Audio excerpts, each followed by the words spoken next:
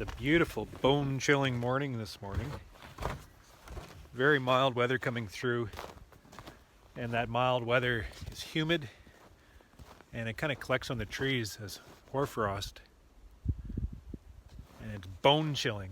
I mean, these -3, -5 nights, highs around 0 to 1, real mild, but I'd say that they're colder than those -25 days where it's that dry cold.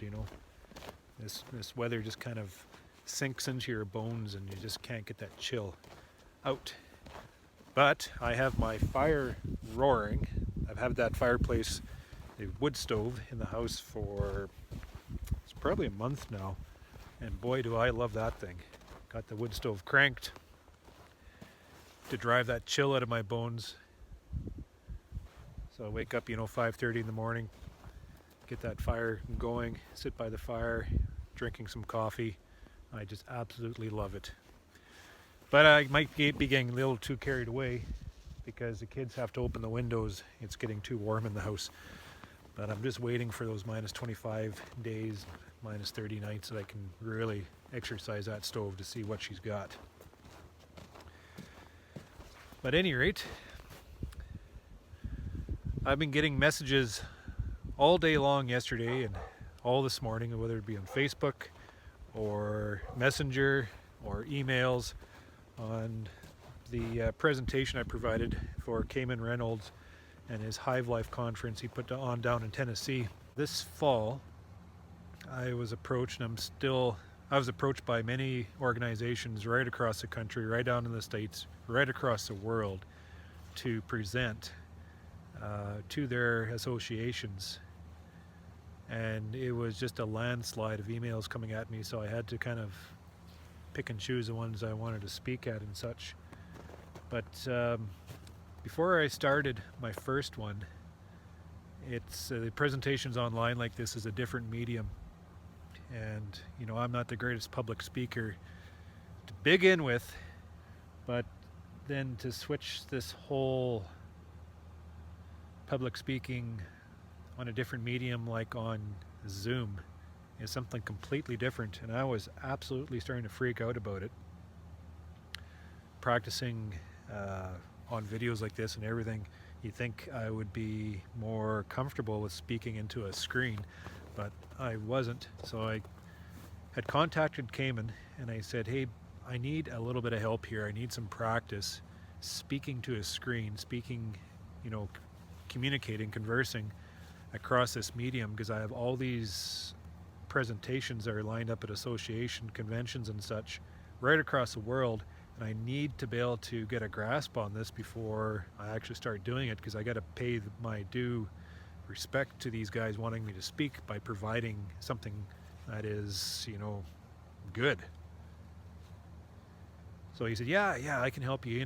Let's have I have these weekend bee chats on YouTube, and why don't you join me as a guest just to talk about bees? And I remember very distinctly, I was out in the field just behind the yard here, cultivating up some wet spots, talking to him online. I was like, yeah, let's do this. Let's do it this weekend. Let's do this live chat. So he and Laurel figured out the technical aspect of the whole thing. Laurel must be a technical whiz or something, but we were able to get online live on YouTube to do this bee chat, and we just talked about bees. I talked into the screen, we talked back and forth. I practiced presenting. It's kind of hard speaking into a screen because you're trying to pull as much feedback as you can from the person on the other side of that screen to be able to have that fluid case of interaction.